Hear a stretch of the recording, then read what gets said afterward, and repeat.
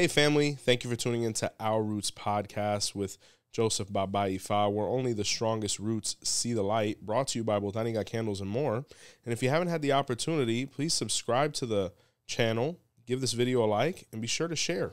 Phil, today we're talking about a Orisha, or a set of Orishas that I'm very excited about. How are you doing today? I'm doing well. These group, not very well known, so I'm interested in finding out more. No, the Orisha, the Ibejis as they're known, are very popular, but at the same time they're a little bit obscure because it's an Orisha in itself, but it's two people. Kind of like how a gungung is an Orisha, but it's composed of all of our ancestors, right? So right from the very beginning, you know, I always love to get into the name. And when we look at the name Ibeji, the word 𝗀𝗲𝗿𝗃 is in it. And it makes sense of the, you know, basically the situation because it's two of them, right? 𝗀𝗍 or 𝗀𝗍 is a suffix that refers to two. And obviously because they're twins, right? Ibeji, or the IB at the beginning, makes reference to birth, right? Or bi. So it's basically saying two were born. And when we look at this Orisha, the first manifestation of it has to be in the Odu of Baba Ifa Obe.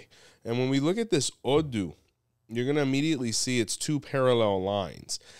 And what it's making reference to is these two deities or twins, right? One being known as Ideu and the other one being known as 𝗀𝗶𝗱𝗏, right? And actually, you can actually meet twins today that are Nigerian, specifically Yoruba, and you'll actually see that the majority of them still have these names where the twins pretty much get named this over there. So if you meet anybody with either of these names, more than likely they're a twin themselves. But when we look at the Odu of Baba Ifa Obe, specifically in reference to the Ibeji, there's a story that is actually associated with them that most people don't realize initially. But the story of the parallel lines, or two lines that, or two paths that walk next to each other but never converge, actually is about them. There's a story where the Ibeji went for divination, right? And the Odu of Baba Ifa Obe was revealed for both of them, where Ifa said that they needed to perform sacrifice to be able to avoid being separated. They had the concept that nothing could separate them. So they chose not to perform sacrifice and save the money.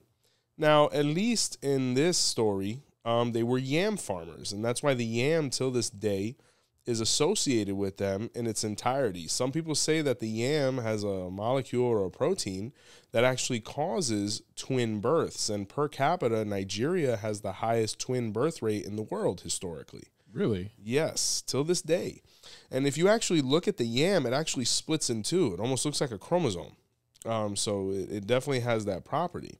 So they were farming, and they farmed on opposite sides of the road. And one day, 𝗀𝗍, becoming frustrated with them because they didn't listen to Orumila's advice, and he's the one who gets angry because he usually doesn't get his rooster at that point if they don't, he walked down the middle of the lane, wearing half black and half red. Now, when he left, both of them started laughing, and one of them said, "Did you see that guy dressed in all black like an idiot?" And the other one was like, no, he was dressed in all red like a fool. And they actually started debating and arguing over what the guy was wearing, to the point where they got so heated with each other that they vowed to never speak to each other again. So imagine working next to somebody for 100 years and never speaking to them again, even though you love them. Sounds like a very sad marriage. It was a very sad bromance. Yeah. And they died, ironically, at the same time. And when they went to heaven and they were in front of the Creator, God Almighty, they saw the guy dressed in red and black. And Orumila was there as well. And they said, "What's the meaning of this? You tricked us." And 𝗀𝗍 said, "No, you tricked yourselves. You should have listened to Orumila.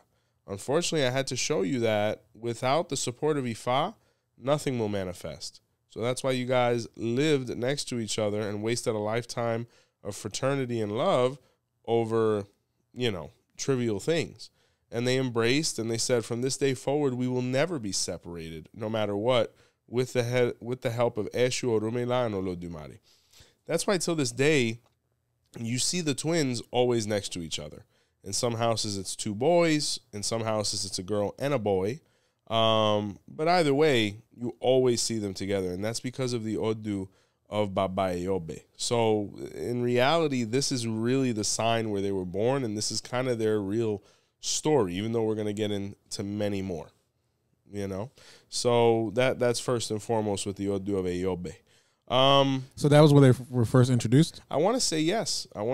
Because that's where when we look at the great cosmology of Ifa, we have these things called the 𝗀𝗍𝗻𝗄s, which are the 16 twins. And the reason they're referred to as twins is because when you look at them physically, the right side of the sign looks exactly like the left side of the sign. So there's some symmetry. Absolutely. And it makes sense because you look at divine geometry and the perfection of the universe and its angles and all these different things. There's no way that there can be a fallacy. I mean, if you look at, for those that are interested in like extraterrestrials and some of the people who even think that the Orishas were extraterrestrials, you look at some of these expressions and landmarks and, monuments, they're geometrically perfect. You know, whether it's the pyramids, whether it's the obelisk, whether it's any of these expressions of construction, somehow they're perfectly aligned, not only on Earth, but in the stars. So they're really a testament to that, where they have to do with all of these things, because technically the 𝗀𝗍𝗻𝗄 were twins, and we're referring to the Ibeji, and that's why this deity is so closely linked to Ifa, to the point where, believe it or not, even though you see them very frequently next to Shango, a lot of people have their Ibeji icons right next to Orumila or their Ifa. For example, mine live next to my Ifa because technically the 𝗀𝗍𝗻𝗄s were nothing more than the twins. So, they go back that far. They go back to the dawn of existence. This aesthetic, this symmetry, this divine equation, it really bases itself upon them. And when we look at these deities on this level, we begin to realize these guys are much more important than just two boys running around with loincloths, So definitely. So that's first and foremost. And that leads us into another story that's very, very well known about them. So when we talk about the 𝗿𝗲𝗍𝗿𝗏, in the 𝗿𝗲𝗍𝗿𝗏 was where the devil wanted to basically govern Earth, right? And he challenged everybody to a dancing contest. And mind you, the devil went down to Georgia, the fiddle. Mm-hmm. He started dancing, and no one could really, outlast him, not even Shango. So the Ibeji realized they needed to help, the elders at hand, because if not, they were going to lose control of the universe, and that was not going to be ideal. So they visited Orumila, they performed their bow with this Odu being revealed, and Orumila helped concoct a plan with them to be able to overcome this situation. So one of them, Ideu, showed up and started dancing with the devil. But every time the devil would turn around to do like this spin thing he would do, Ideu would switch with 𝗀𝗀𝗋𝗋. Oh. And they did the whole twin magic thing? Exactly. And the devil would turn around and be like, man, this guy's like refreshed, And he started like, disco fever. And they did this about 16 times. And it says on the 16th time, the devil collapsed. That is so cool. Some people say he died. Some people say he was gasping for air when he accepted defeat. But he looked and he said, the world is yours. And then at that point, the other brother showed up and the devil realized he was tricked. But he kind of respected it too, because he was like, man, I should have thought of that. He's like, you know what I'm saying? So when we look at the concept of the 𝗀𝗍𝗻𝗄s being basically the divine kings of the universe and the basis of existence on binary code, and basically them constructing the universe upon it, and then you look at the story of 𝗿𝗲𝗿𝗍 where the twins save the world, it's really an interpretation for perfection. Because had this concept never manifested, would we have a world? Would we have life? Would we have chromosomes? Would we have procreation? Would we have partnerships? We wouldn't have any of these things, So that's why they become so key. And when you look at this story as well, commonly they're associated with the drum. Obviously, festivities, parties. I mean, when you interact with this deity, that's a very commonplace that people make sacrifices to them and then cook all the food and the animals to offer it to children. In the New World context, you'll see a piñata, some candies, whatever. But the idea is the same, where the kids are the most important thing. They are the divine and patron Orisha of children, right? But also, they are excellent when it comes to overcoming enemies as well as defeat, because it was through them and their jovialness and positivity and happiness that they were able to overcome evil.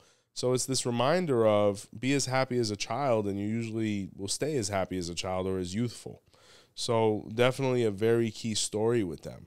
But they have quite a bit to do with the drum, music, all of those different things. That's really interesting, though. That's a really good story.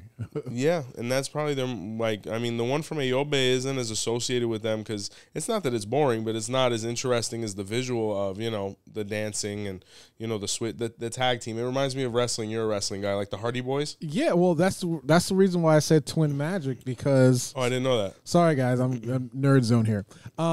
In wrestling, when you have identical twins, what happens is one of them was getting beat up, or whatever, and then the other one will roll the other one out of the way and pretend to be that guy. Oh, there you go. To trick and disorient the opponent and get the win. Well, there you go. That's exactly. That was born in the 𝗿𝗲𝗿𝗏𝗏. So that, I guess, yeah, wrestling, all those things. They were an interesting bunch. There's another story in that same Odu, because another thing that's pretty popular within the Afro-Cuban Lukumi practice is when the twins, or when a set of twins is born, automatically it's identified in most houses that one of them is going to initiate into 𝗀𝗃𝗃 and the other one is going to initiate into 𝘃𝗏𝗋. Why is this? Because there's a lot of debate about it. In the 𝗿𝗲𝗿𝗁𝗏 was where the twins were being expected, right? But when divination was done and the 𝗿𝗲𝗿𝗁𝗏 was revealed, it was showing that there was going to be some problems, because this was going to be such an epic and disruptive process within the universe that the negativities did not want this balance in nature or this monumental feat to occur. So they started cursing one of the babies, right? Now, the other brother, realizing that the other one was suffering, started imploring to the energies that be. Some people say that who was housing them in the stomach at that point might have been 𝘃𝗏𝗋, or it was just the energy that was getting close. But, you know, the Orishas actually occupy the womb to a certain degree. You know, all of them are kind of involved when it comes to bringing a human life into the world, because, you know, we all are children of all of them, technically. So when they saw what was going on, you know, the two Orishas that were most, appalled by it or wanted to really assist were 𝘃𝗏𝗋 and 𝗀𝗃𝗃. So 𝘃𝗏𝗋 said, I'll take the one that's having more difficulties, but he has to, you know, we have to make sure we find a way to be able to get him out. But 𝗀𝗃𝗃's their father, though. Yeah, technically. Yeah. So 𝗀𝗃𝗃 as well, you know, wanted to advocate for one of them. He said, I'll take the stronger one to make sure he's able to get the other one out. So when 𝗀𝗃𝗃 kind of influenced the fetus when it was being born, he kind of basically manifested it in a way where he grabbed the brother's ankle, and they basically one of them dragged the other one out to make sure it wouldn't be stillborn, you know? So when they were both born, you know, 𝗀𝗃𝗃 said, I'll take this one and you take that one. That's why till this day you still see it very commonplace, where in some houses they say, well, the first one that's born belongs to this Orisha, and then the second one belongs to the other one. Or in the hand of Ifa, they'll ask, you know, is this one a child of 𝗀𝗃𝗃? Yes, then automatically the other one has to be initiated into 𝘃𝗏𝗋, which is perfectly legitimate, because this is born in the 𝗿𝗲𝗿𝗁𝗏, where, you know, some people say that it was Oshun housing them, because based on the 𝗿𝗲𝗍𝗏𝗏, the mother of the Ibeji was Oshun, but obviously 𝗀𝗃𝗃 being the father and 𝘃𝗏𝗋 being the concerned aunt. There's many versions, but ultimately the story is the same. Now, mind you, you see now, and I've met many twins, right? You have some people who say, well, you know, this story says that this Orisha had twins, or, you know, 𝗀𝗃𝗃 and Agayu were twins in some stories. Or you have people, you know, who practice 𝗃𝗍𝗃 and say, well, you know, technically the twins can get initiated into any Orisha they choose, because technically we're eligible to crown all of them. At the end of the day, the most important thing is listening to your lineage, because there is no wrong answer here. For example, my grandmother was a completely identical twin, you know, and her sister actually just passed away, what was it, about a month ago. I wish they were both alive when the channel started so we could have gotten them both on here, because it would have been a riot. God bless the dead. Oh, yeah. My grandmother, when she received hand of Ifa at I think it was 84, and my godfather was giving it to her, but he met both of them. He's like, oh, we got a twin situation, right? But the problem was, you know, God bless these women, they were pretty old. So he was like, who came out first? And they're like, we don't know. You know what I'm saying? So he said, all right, who do you want to ask for first? And my grandmother actually wanted to be a daughter of Oshun. She loved Our Lady of Charity, 𝗃𝗃𝗃𝗃𝗃. So when I came out a son of Oshun, she was elated. She's like, you watch, I'm going to come out Oshun. But when we went for the hand of Ifa, my godfather was like, you have to ask for 𝗃𝗃𝗃𝗃 or 𝗃𝗏𝗃. And she's like, no, I want to ask for Oshun. And, you know, she flipped out and, you know, whatever. But she said, I'll ask for 𝗃𝗃𝗃 first. And 𝗃𝗃𝗃 hit. So, you know, technically based on that methodology, her sister was a daughter of 𝗃𝗏𝗃. But, you know, they both led very, very long lives. And mind you, these women didn't have Orisha crowned. You know, one of them didn't even receive hand of Ifa, and she lived to 92. My grandmother received at 84 and lived to 86. So, you know, it really, and I've met, you know, other people where, you know, sets of twins that both of the people have crowned Oshun. Once again, it's based on lineage. But the most important thing is to understand the concepts behind the decisions you're ultimately making. But needless to say, the Ibeji have everything to do with procreation. They have everything to do with the unification between the male and female specimen, the formulation of chromosomes, you know, the birthing process. You know, they're all there for that. It was to the point, if we look at Ifa, these are concepts that are so important that they were identified with their own deity. You know, when we look at something like farming or 𝗃𝗃𝗃𝗃, who's like lightning and thunder and fire, childbirth, the twins, like it was so... it identified Yoruba culture to the point where it's like we need a deity to be able to just make sure this continues happening because it's seen as a huge blessing. So that's also in the 𝗿𝗲𝗶𝗃𝗃𝗃 for all the people because it's a very common theme that ends up in debate. Which direction do we go with the twins? And I know many that, you know, the 𝗃𝗃𝗃𝗃 concept still holds very strong. Even babalaos that I've met that are twin brothers where when Orisha, one crowned 𝗃𝗃 and one crowned 𝗃𝗏𝗃. So very popular stuff. Oh, sorry. Yeah. You said Taiwo and what's the other name? 𝗃𝗃𝗃𝗃. Or some people say 𝗃𝗃𝗃𝗃. Like, actually, that name is pretty historic because that was one of the first babalaos to actually make it over from Africa. I don't think the brother did because no one ever spoke about Taiwo. But 𝗃𝗃𝗃𝗃 or 𝗃𝗃𝗃, as he was known, was he's in a lot of moyubas or invocation prayers as far as like when we're calling the ancestors. He was one of the people who established Ifa in Cuba, ironically. I actually met his grandson. Now, yeah, so it's pretty wild. This guy that I know, I won't say his name, he's a babalao. He lives in Hialeah. I got to think at this point, that man has to be over 90.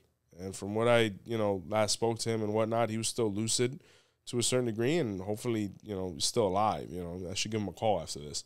But his grandfather was actually 𝗃𝗃𝗃𝗃. And for all the people that are in the Afro-Cuban Ifa that actually practice, especially the babalaos, they've heard that name. And more than likely, this gentleman was a twin. I never received that confirmation from his grandson, who I actually know pretty well because I've known him since I did Ifa, and he was very good friends with my elders. I never got a chance to really delve into that. You know, when we do the Miami episode, I'm definitely going to hit him up to see if we can get him on. Yeah. Because the guy's he's a living relic. Yeah. You know, it's just to be around him is a blessing. And you look at him, it's Africa all day, you know, so it's a blessing. But yeah, for example, one of the establishers in Cuba had this name. So, you know, even the twins, everybody went through that process, unfortunately. So when we talk about twins, normally what happens is one has more traits of the father, one has traits of the mother. Mm-hmm. Is that relevant for Taiwo and 𝗃𝗃𝗃𝗃? Well, the interesting thing is when you look at the 𝗿𝗲𝗶𝗃𝗃𝗃, it says one of them gravitated more towards 𝗃𝗃 and one of them gravitated more towards 𝗃𝗏𝗃. So that's where it gets a little confusing because 𝗃𝗏𝗃 is the aunt. Technically, but the thing about Ifa is it's a bunch of realities in a parallel situation where in this sign they were the mother, in this sign they were the daughter. It's a bunch of reincarnations that are occurring. So, but I will tell you this, my grandmother definitely had more 𝗃𝗃𝗃𝗃 traits. She was a little more, she had a lot of character. She was larger than life. Like she was flashy. She was very much like people were focused on her, where her sister was, you know, a great time as well, but she was a little more reserved. She was a little more laid back, a little more calm. So they really balanced each other out well. But I will say that usually one lends more to the other. So interesting. So when somebody gets, I guess, you crowned Ibeji, or how are you initiated in? How are you How do you receive them? So the Ibeji are not crowned. Okay. And the reason being is because they occupy a space that's a little more profound than having to, necessarily go on to somebody. They also don't mount, from both sides, from what I understand. Technically, we're all children of them to a certain degree, because without them, no one would be facilitated in a way to be born at all. So crowning, no. Even though there are some personalities out there that are trying to take out paperwork of that, I haven't looked at it, and I really haven't, felt motivated to do so either, because the logic really doesn't, it doesn't really resonate with me. But to each their own. But as far as receiving them, absolutely. In traditional practice, just like in Lukumi practice, it's a very popular deity that I recommend for those after their hand of Ifa who have the compatibility within their sign to receive it, to please do, because they're going to receive all those benefits. But as far as crowning or priesthood, not so much. They do have bata rhythms associated with them, even though they're not crowned. And usually those tones and whatnot draw heavily upon the rhythms of 𝗃𝗺𝗿, to the point where, from what I understand, that when drumming is being done to the Ibeji, the music that really dominates there is 𝗃𝗺𝗿s, their fathers. And to be able to consecrate these deities, 𝗃𝗺𝗿 has to be present, So he plays a huge role in that. So I would say that. Now, mind you, in this epic tale, there's also the story from 𝗃𝗶𝗱𝗲, right? Or 𝗃𝗶𝗱𝗲𝗏, where 𝗃𝗺𝗿 was a warrior king, and his queen Oshun, would stay home, obviously. And he left her impregnated. But when she gave birth to 3 instead of 2. So this was completely unheard of. At this point, this is known as Ibeta, right? Or 3 were born. And another interesting thing is when these situations occur, there's a name for each one based on order. So the third one would have a name, the fourth one would have a name. The Ibeji were also the first Orisha to identify how to divine for a child based on the way it was born. Where, God forbid, if the umbilical cord is around the neck, you give that child a certain name. If he's born feet first or head first or sideways or any of these different things, each of these things has a spiritual connotation. And all this is in the 𝘃𝗿𝗿𝗏. So when 𝗃𝗺𝗿 came back, he started hearing the rumors that his wife had been unfaithful to him because she had a 3rd child. So obviously someone must have slipped another one in there, right? Yeah. Based on, ignorance to a certain degree. It was something that no one had ever experienced before. So Oshun, expecting some backlash due to 𝗃𝗺𝗿's heated, personality, ran with her 3 kids to the river to give them to her sister Oya, right, who's married to Agayu at this juncture. Okay. Was this before the ear thing, or? Yeah, but this was no. This was a different Odu, though, right? No, completely. And Oya and Oba is different situation. No, yeah, no. Maybe she did. I don't know. But Ochung never really got involved with the beef. But Oya, she maybe possibly, but it might be a different incarnation altogether. And she left her children with Oya, saying, take care of them until I'm able to figure things out, or if God forbid they execute me. So she went back to, Oyo, and, she was married to 𝗃𝗺𝗿, and 𝗃𝗺𝗿 publicly accused her and shamed her of infidelity, which was punishable by death. And it was to the point where they brought it in front of God Almighty. And, 𝗃𝗺𝗿 pled his case, and Olodumare kind of looked at him disappointed and asked Oshun to present hers. And he knew she was telling the truth because he was the one who gifted her the triplets. And when she was done, he shamed 𝗃𝗺𝗿, for not being appreciative and accusing his wife of such a heinous thing, and that he should take it back immediately and recognize his children, of which he did. But the problem was when Oshun went to pick up the triplets, one of them had died, unfortunately. Oh, no. And that was the one known as Ideu, right? Or Idowu, depending on, where you are. So they did a commemoration, right, for said energy, and that they would always offer to it and, remember it. But they took the twins back where 𝗃𝗺𝗿 recognized them, had them consecrated, and, they fulfilled that royal legacy, and he was very, very pleased, to have twins. And they always commemorated the soul of the lost. So, but if we look at this once again, pretty key upon Yoruba culture, it's to the point where, God help the woman that this happens to, but the Yorubas, every time a kid comes, they wouldn't mind if it was 2 at a time, because every time twins are born, it's just seen as a blessing. And we're speaking of identical twins, not necessarily fraternal, from the same, cell that splits.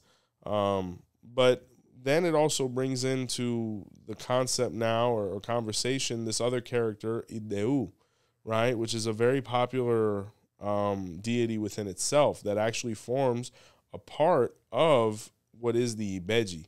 I think in the last live somebody asked about him. Yeah, you're right. And what happened with him is based on the way that he passed away, unfortunately, he is the triplet or the twin that has a lot to do with, like, God forbid, a miscarriage, a stillbirth, God forbid, an abortion, any of these different things based on circumstances, based on that loss. So he has a lot to do with some sad topics, unfortunately, but also realities of life. So he's there. And then another concept that comes in with the Ibeji as well is you usually see the Ibeji draped in either red or blue cloth, usually the female in the blue or the red draped on the boy. Some people say, obviously, it has to do with the story of 𝗃𝗶𝗱𝗲, where Shango claimed one and 𝗃𝗶𝗱𝗃 claimed the other. But some people say that these are actually remnants of the 𝗃𝗶𝗱𝗃 cult, right? Because 𝗃𝗶𝗱𝗃 is seen as the divine twin, or the one who is in heaven while we are here on earth. So some people say that that color scheme actually comes from that rather than the story of 𝗃𝗶𝗱𝗃, which might have some legitimacy as well based on the colors, because the colors of 𝗃𝗶𝗱 are red and blue. If you ever see 𝗃𝗵𝗃, which is, the staff that they construct for 𝗃𝗶𝗱, or the fan or whatnot, you usually see red and blue cloth, right? So that's another nuance there. And, you see, 𝗃𝗶𝗱 very heavily associated with Odus like Irosogang, Eyobe, Oturasa, etc., where it's propitiated as well. So with the twins, obviously they're advocates for children. When we look at the Odu of 𝗃𝗶𝗍𝗃, it speaks of when they were actually mistreated. And what occurred is, if I recall correctly, it was 𝗃𝗏𝗯. And 𝗃𝗏𝗯 had the twins living with him, right? Now, mind you, they were very misbehaved, children, of course, to a certain degree. No matter what, something's going to spill, something's going to fall, somebody's going to jump and bump their head. And 𝗃𝗏𝗯 became so frustrated with them that he actually kicked them out of the house, because he was an older guy, and he's like, I need my peace, very grumpy, let's say, abuelo, or grandfather. But he noticed as soon as they left, everything started going wrong for him. And he was desperately looking for a solution, because obviously he had needs, he had a reputation, he had obligations. And when divination is done, the Odu of 𝗃𝗏𝗍𝗃 is revealed, where Ifa said that this was a result of his impatience with his children, and that he needed to facilitate things in a way to bring them back, to have the blessing come back. And he quickly mobilized, some offerings and sacrifices were done to 𝘃𝗶𝗍𝗃, so that 𝘃𝗶𝗍𝗃 could go get them and convince them to come back. And when they did, they had a party waiting for them, and there was a great reception, and, they made amends, and 𝗃𝗏𝗯 apologized. And he said, you guys can be here as long as you want, and until that day, the Ibeji stayed and brought the prosperity to his home. Do you think people only learn when they have get a negative lesson? I tell you, man, the Odu Ireteyero says that to succeed without learning is not success at all. Oh. But to fail with learning is true success. So I think that, do you have to fail to learn? No. I don't think that everybody that fails learns, unfortunately. But I do think that a mistake in the hands of someone with the right head can be utilized for the better. Hopefully it's not too big of a mistake. But in a situation such as this, 𝗃𝗏𝗯 realized, why the impatience, why the lack of acceptance, especially when all of the blessings were coming in, because what he wasn't realizing was the spiritual intangibility of the presence of the Ibeji, the prosperity that came with them, the happiness that came with them. And it's kind of like kids, with our kids, they grow, we raise them, we're their everything. They become teenagers. They start thinking for their own. They start doubting certain things, questioning things, which is normal. Their intellect is expanding. They get older. We want them to become independent, but at the same time, when they leave, it's very sad So we have to enjoy every phase. We have to enjoy every step. And that's what the Ideu 𝗀𝗲𝗿𝗃 says. Because 𝗿𝗲𝗍𝗏 had to walk the process with his kids to be able to enjoy everything and not have any regret. So it's a message for all of us, you know what I'm saying, with kids. And this deity has a lot to do with that, the development of the child, the growth into adolescence, all of these different things. You know, it's beyond a necessity. And in Yoruba culture, that's what they're all about, is the creation of a home and family for a tomorrow. You know, when you look at the 𝗿𝗲𝗿𝗁𝗿 where it says the man should focus on creating children and a home so that he's never alone. You know, when we look at us by nature, human beings are social animals. And this Orisha really resonates with that because they were never alone. You know what I'm saying? It's a reminder from the dawn of existence, even with the 𝗃𝗍𝗍s or the Ibeji now, that we are meant to be around each other. And that's not always a flawless interaction, but nothing's perfect. And that's kind of what, you know, that story is trying to identify. But definitely you'll see manifestations of that in Cuba quite a bit. There's a very popular process, you know, where you feed the Ibeji, you know, the food is spread out. There's a party, there's a reunion, there's jubilation, all of these different things to kind of bring that same energy that was identified when they came back home in the Ideu 𝗀𝗲𝗿𝗃. So since they're not like a traditional Orisha, is there a certain things that you can sacrifice to them, or? Well, they are. Traditional in the aspect of being singular. No, they're not. But I mean, as far as being practiced on both sides, definitely. You see a lot of things offered in pairs. You know, I have seen them eat ram with Shango, which is very ideal. You know, anything that they could do with their father is usually very ideal. But usually you see things offered in pairs. You know what I'm saying? So as far as offerings, they're really big on fruit. That's kind of their thing. Candies, things like that, sweet things, you know, things a child would like, you know, honey. But definitely one thing I've noticed that they really are particular to are 2 pineapples, 1 per. The yam is huge as well in any of its different formats. Colors are red and blue. The number is 2, obviously. And they really have to do with everything. I mean, even the defeating of enemies, because you look at a deity like this and you think it's playful and things like that, but you know, when you look at how they destroyed the devil basically, you know, they killed him with kindness because they danced him to death. Yeah. You know, and he kind of just collapsed and expired. So, you know, it may seem, you know, all pretty in games, but, you know, it's all fun and games until somebody passes out and never wakes up again. So, but with them, yeah, it can get very serious. So, you know, it's an Orisha nonetheless. And it's like with 𝗃𝗏𝗏. People sometimes get 𝗃𝗏𝗏 confused because they're like, oh, he's a kid. Well, you know, most of his songs actually refer to him decapitating people. So even though it sounds great, you know, he's somebody to be taken seriously. So with any Orisha, whether it's them, 𝗃𝗍𝗄, anybody, it's definitely to be taken seriously. Okay. Do they have like a certain color scheme? I would say the red and blue. Now, mind you, you know, at the Botanica, we see a bunch. I tell you, it's been an education process in itself because we get to see so many things. And hear so many different lineages, you know, kind of share their ideas and whatnot. And I remember one time a lady came in and she said, you know, I'm receiving the Ibeji. I said, okay, here are the dolls. Well, she said, no, I need them in white because she was going through her year in white. So her elders said, you know, if you're receiving them during this year in white, they need to be born in white clothing to be respected. You know what I'm saying? It's a great interpretation. Some people do the red and blue. I've seen mixed colors as well. The interesting thing is also the dichotomy in the way the icons look, right? So in Lukumi, it's 2 dolls. Color, as far as skin, is irrelevant, but you'll see them dressed in the red and blue or both in white, and they each have their, you know, materials inside of, you know, their own soperas or their little, you know, receptacles. In the African context, they're carved out of wood. And they're really beautiful. But they always come in pairs. Sometimes you'll see 2 boys. Sometimes you'll see a boy and a girl. And they're consecrated that way because in 𝗃𝗵𝗃, they see the wood as a living ingredient. So, you know, all the things that are done to it, it absorbs into that material. And just like that, it's consecrated. They're both amazing. You know, it's really just a matter of deciding which one kind of resonates your faith more. But they're both very functional. So you'll see that as well. As far as, you know, syncretism, St. Cosme and St. Damien, I'm not sure what date that is, but that's who they're syncretized with from a date standpoint within, the Afro-Cuban Catholic scheme of things.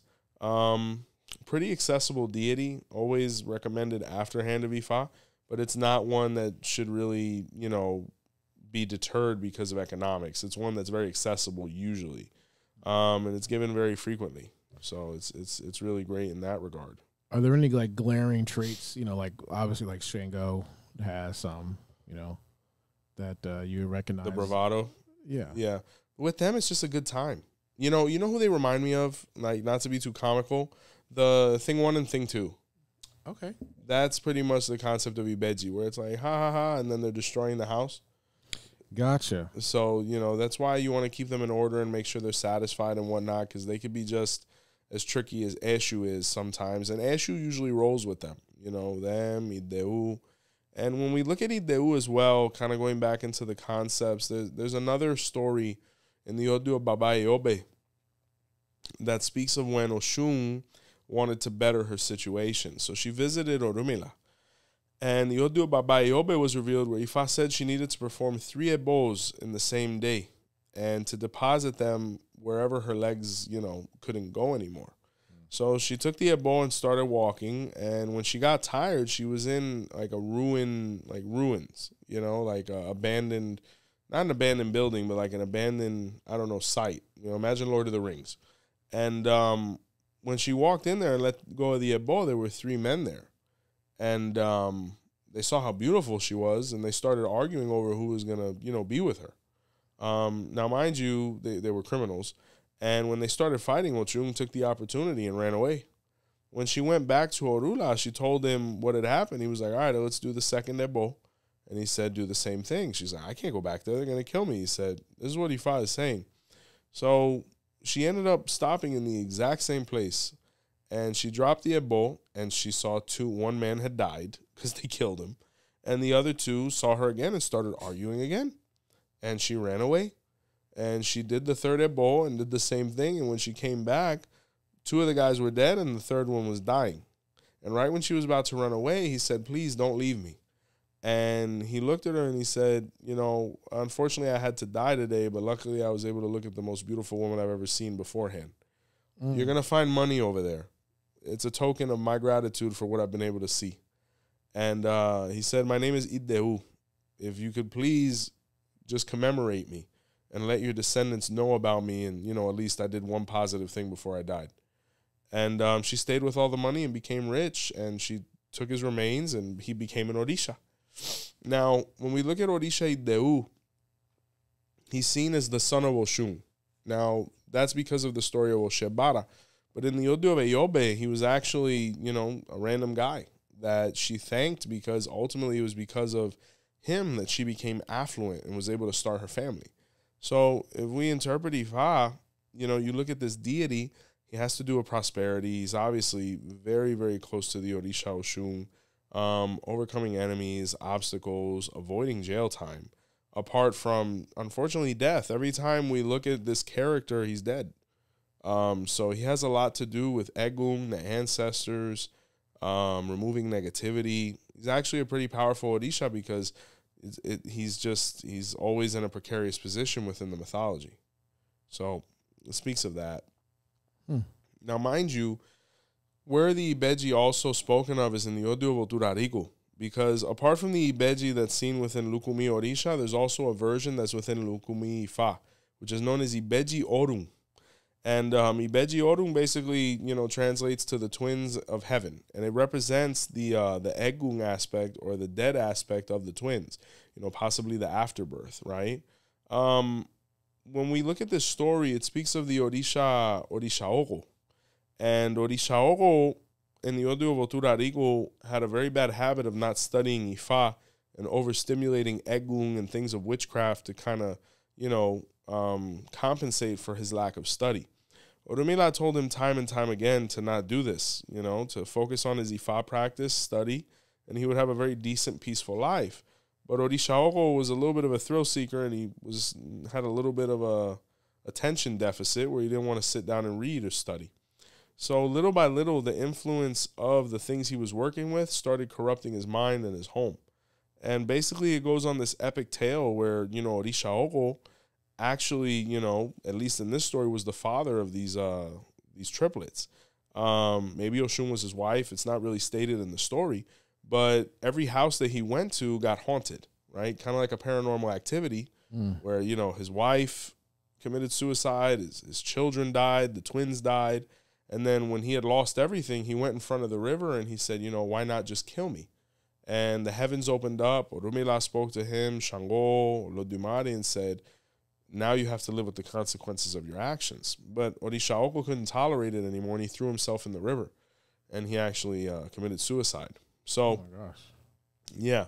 So when some people look at the Ibejis and like, man, just this beautiful concept, all these other things, there's another side to it that we don't always get to see or visualize, because this is basically literature that unless you actually go and look for it, it'll be right in front of you and you don't know what you're looking at.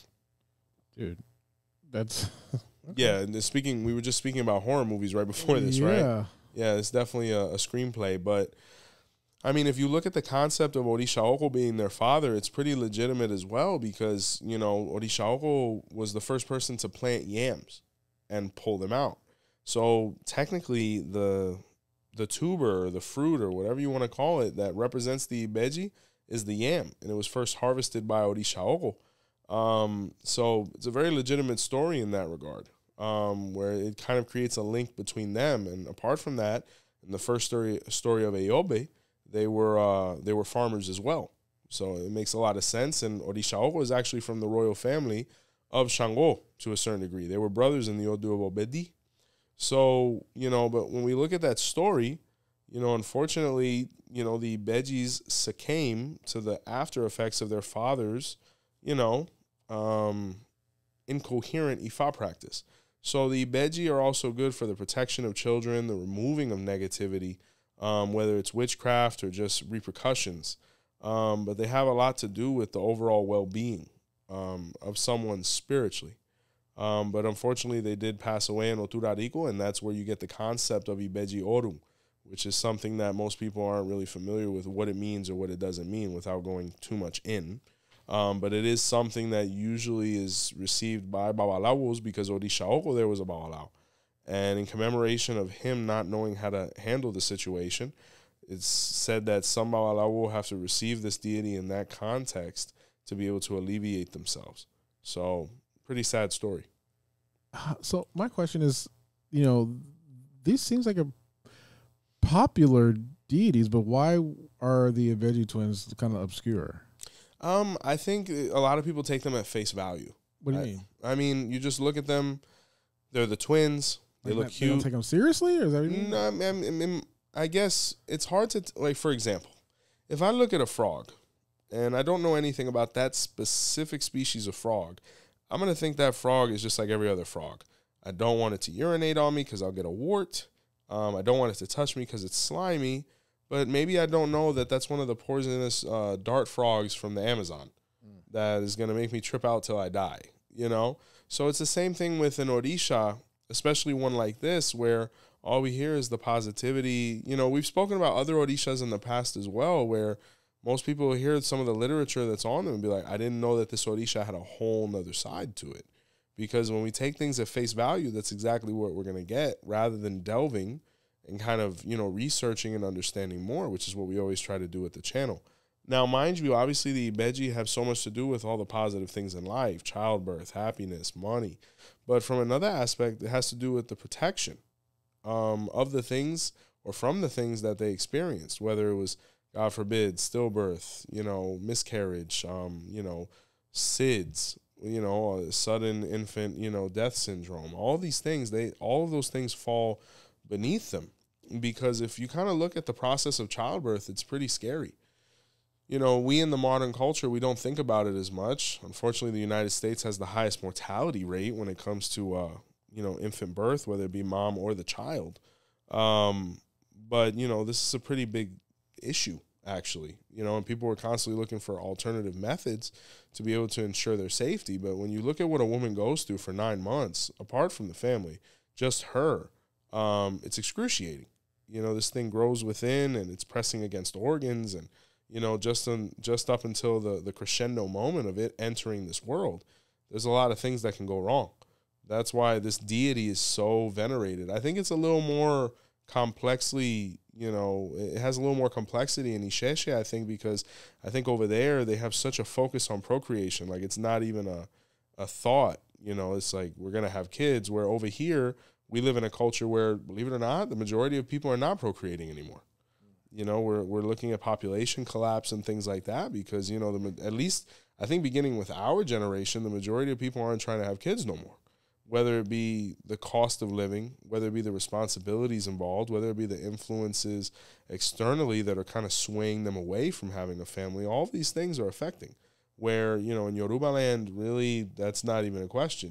People are still trying to have kids. So I think that's why we have a certain impression of them versus our brothers across the sea. Interesting. It is sad that the USA has the highest mortality rate. Doesn't make any sense. No. And then the crazy thing about it is, brother, a lot of people over there still give birth kneeling. That's like the natural way, right? That's the natural way. When we look at, like literature such as Baba Ifa's book, 𝗃𝗶𝗱𝗁𝗲, 𝗃𝗶𝗱 means to kneel. It makes reference to the motion that the women make over there when they're about to give birth. I tell you, one of the most chilling moments in cinema I've ever experienced, and it really moved me. The new Tarzan? Yes. Oh, man, I thought that was a fabulous movie with Samuel L. Jackson. I think his name was George Washington something, if I remember. Okay. And, at the end, because that was a big goal for him and his wife to have a baby, at the end, he's sitting outside with the warriors and the brothers outside because they don't let the men inside. And that's really actually a reiteration of the way the Yorubas do it to a certain degree, because that's seen as a very feminine environment. And then apart from that, they say that the 𝗃𝗵𝗃𝗃𝗃 are in there as well, or the elders of the night, or the witches as they're, sometimes referred to. Mm. And when she actually gives birth, they come out holding the baby, and, this it was a really emotional moment. But, I was like, wow, this is our culture. You know what I'm saying? And these deities have everything to do with that. So, but the childbirth process, absolutely everything that has to do with maternity, ancestral veneration to a certain degree, the whole reason we have children all the way around. There's actually another story that the Ideu escapes me, unfortunately, that I could think of right now. But there is a story of when 𝗃𝗃𝗃𝗃 was an unfit father. And we love 𝗃𝗃𝗃. Shocking. We love 𝗃𝗃𝗃𝗃, man. I love 𝗃𝗃𝗃. I love that Orisha. He does everything for me. But he was a little bit neglectful, and he would leave the kids at home alone sometimes. It was a toxic situation. And one day, 𝗃𝗵𝗃 came to visit him, and she saw the kids alone.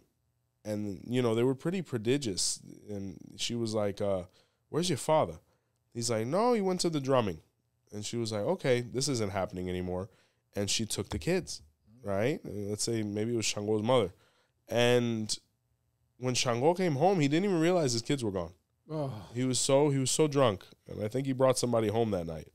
So the next day he wakes up, and the chick is like, don't you have kids?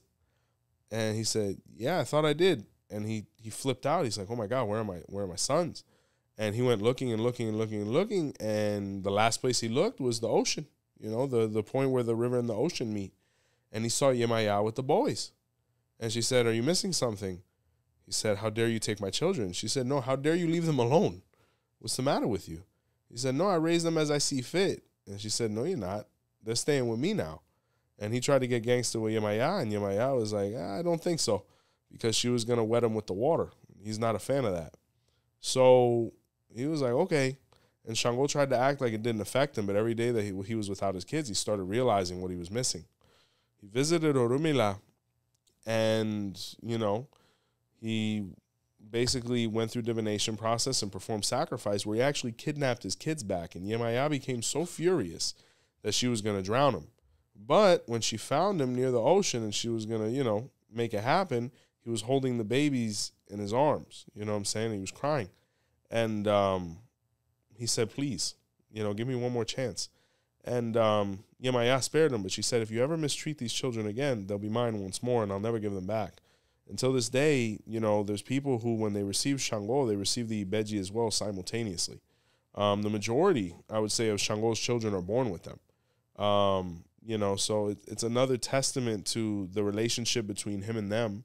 And 𝗀𝗄𝗃 as well, obviously, is usually a protagonist within the story, but to the point where these deities even have to do with DCF, you know, the situation at the home, the rights of children, the neglect, or, you know, the advocacy for, you know, the opposite of that. All aspects of youthful life fall within their domain because they went through everything, unfortunately. You know, they lost a brother. They died. They had a neglectful father at one point. And by the way, the children of 𝗀𝗲𝗄 are amazing parents. You know, my mother's a daughter of 𝗀𝗲𝗄, as was my grandmother who raised me. But, you know, we learn from the mistakes of others. So, you know, all of these things happen to them, and it just makes for a very big panorama as far as, you know, how complex these deities are. And, you know, with the channel, that's all we really try to do is expand upon what is popularly, you know, conceived, you know, because most people look at the Ibejis, they're like, oh, the twins, they're happy all the time. Look at all they went through. Yeah, really. Look at all the children go through. You know, another thing that we shouldn't be proud of as a country is why is anyone going hungry here? And, you know, it happens far too often. You know, people who, there's kids that don't even want to go on vacation because they're like, how am I going to eat if I'm not at school? You know, so it's wild stuff like that, you know, and you hear the stories and, you know, really horror stories of what happens to kids on a daily basis in this country. And, you know, that's what this deity has all to do with or trying to avoid. So. Wow. You know, okay. Yeah. That was deep. Yeah. There's a lot of information on them, as there should be. I mean, you know, a deity that I like quite a bit. I don't usually mark things for them because, you know, when you're in a reading, they don't really come to the mind, not because they're not amazing. It's just, you know, usually you'll think of Oshun or, I don't know, 𝗀𝗲𝗄 or one of these more popular people. But the times that I've had to resolve things with them, it's been very impactful and very, very quick, and usually with a lot of Ideu or blessings. So, you know, it's definitely a deity that you want to use more often than not. Especially, you know, with the wide array of things that they could positively affect. But definitely one that, you know, if you're able to, I would recommend receiving. And one that's really just overall very pleasant as far as a deity and all the things that could come with them. So what do you think, Phil? Great. One of my favorite ones so far. It's complex. It's complex. They're really great. But definitely, there's always much more information. You know, we're scratching the surface with each of these Orishas as we give them each of their own episodes. I know. It's like we don't actually have enough time to. Oh, Lord, no. I mean, because the thing is each Orisha has a story in every sign. Mm-hmm. It's just a matter of knowing, you know, where to find it, you know. But you have to look at it and really interpret and understand all the symbolism, whether it's their materials, whether it's their behavior, the icons. And you'll usually be able to get a good idea about them all around. So, but guys, I mean, do we have any shout-outs, Phil? Is there any elevator music? Of course. Thank you all for sticking around for this another great episode of Our Roots Podcast. If you want some more, you can hit that join button. We have 3 separate tiers. Yes. You can become a member of the Our Roots family. We have special shows just for you guys. You get early releases on episodes as well. But let's give some shout outs to the people that show some love to you, okay? Shout outs. So let's show some love to the super fans here. We got Kenya Hutton. Kenya, thank you. We got Katrina Allen. Katrina, thank you. We got Hemp Lord. Oh, Hemp Lord, one of my favorites. All right, let's show some VIP some love here. We got Ifa Odada. Faudara. We got Omar Gutierrez. Omar, thank you. We got Charlemagne Clark. Oriboya. And we got Desert Woman. Oh, guys, thank you so much for being a part of our membership program. If you know anybody who could gain some value from all of this information that we provide, please let them know about it, as well as the channel, right? BotanicaCandlesandMore.com is up and running, where you can get everything from services, products, to merch, like my favorite 𝗀𝗲𝗄 shirt right now. The podcast is available on all major platforms. Please make sure you check it out. Like, comment, share, subscribe. And from all of us here at Our Roots Podcast, thank you. And until next time, see the light.